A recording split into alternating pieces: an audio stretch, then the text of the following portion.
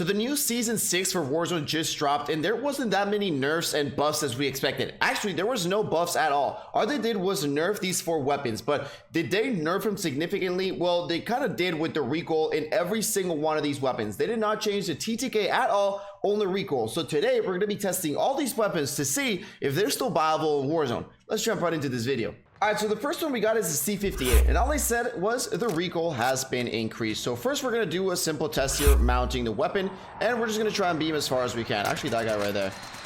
So mounting the weapon, as we can see, there's not that much recoil that pertains with the mounting of the weapon. Now let's try some 50-meter beams. So there's about 57 meters, and let's just try and beam somebody right there.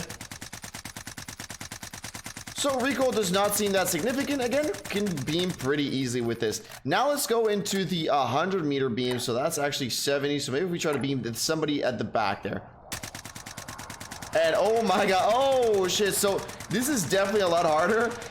The recoil is weird because it's not like a vertical recoil. It's like a weird, like bouncing to the left and then it goes to the right. And then like this is just uncontrollable. So as you guys can see up close, I mean, even right here, a little bit difficult. So that's like 79 meters. So anything above that is just going to be really, really hard to beam somebody with that. So C58, I really don't know why they nerfed this gun. I mean, I think it was already good in the state that it was. And I'm not sure if they're nerfing all these ones, why they didn't touch the AK-47. But let's go with the next one, the EM2. And here we got the next one, the EM2. And again, the only thing they said was that the recoil has been increased. So let's go ahead and test that out. First, we're going to do the mounted test.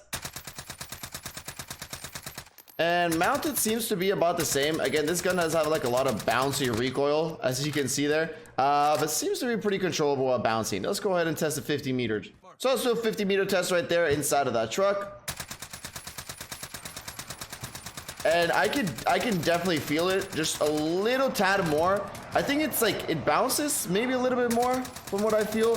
But overall 50 meters you can still beam. Let's go ahead and do the 100-meter test. So that's 79 right there, 90 meters. So somebody behind that van right there. I think it's definitely a lot more controllable though than the C58. Like this recoil on the EM2, I don't think it's that bad. I don't really think they nerfed it significantly. So I think it's still very, very viable. As you can see, the first initial shots is kind of like what kicks you just a little bit too much at the beginning. But then after that, you're able to control it. It just has a lot of bounciness to it. But overall, I think the EM2 is still a pretty good gun. Let's go ahead and drop to the next one. All right, ladies and gentlemen, and for the next one, we do have the MG82, and this is the one they nerfed the most. So the gun kick has been increased, recoil has been increased, reload interrupt time increased, and raise interrupt time increased. So let's go ahead and do the first test right here with the mounted test. We're gonna go ahead and mount, try to beam somebody. Mounted, again, there seems to be no problem at all while you're mounted. Let's go ahead and test some 50-meter beams up in here. Actually, let's try and beat that guy out of the air. So again, 50-meter beams, not too problem.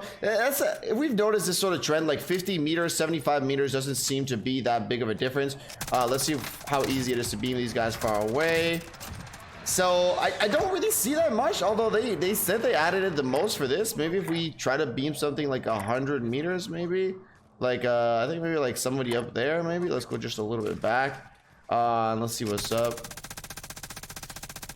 Head glitching has never been the like if you try to hit somebody head glitching, but I really don't feel that big of a difference, to be honest. Maybe the initial kick just might be a little bit too much, but overall I think the gun is still pretty much the same. So MG82 definitely still going to be viable. And let's take a look at what it says. Reload interrupt time increased. I guess it just takes a little bit longer to reload, but I mean, I guess you can expect that with any LMG. Does take a little bit longer, I think, but overall MG82 still a pretty solid contender. Let's jump into the next one. And then for the last one, we got the Stoner. The gun kick has been increased and the recoil has been increased. I don't really know why they touched this one, to be honest. I think it was already perfectly fine where it was. Oh my god. But that recoil is definitely, they had already increased it like quite a bit. And I think it was more of the bounciness. But as you guys can see here, what are these beams? 100-meter beams? Like your gun seems like it's in an earthquake. So it definitely moves a lot more. Let's try a little mounted test right here and just try to be mounted. Even when you're mounted, it seems like it moves a lot. And if we try a 100-meter beam, which would be, let's say, somebody in that window, yeah, it's kind of hard to control it. Even after that update, I really said that there was no point in using the RP, like the stoner. You might as well using the RPD. That'd be a better choice. But right now, I mean, the stoner is just really not in a good spot right now, especially when you're just talking about beaming people from really far away. But yeah, thank you for tuning in. Let me know if one of these guns was the one that you used and you're sad about this nerf, and what other guns would you like them to nerf or buff. Let me know down below in the comment section. Peace out. I'll see you on the next one.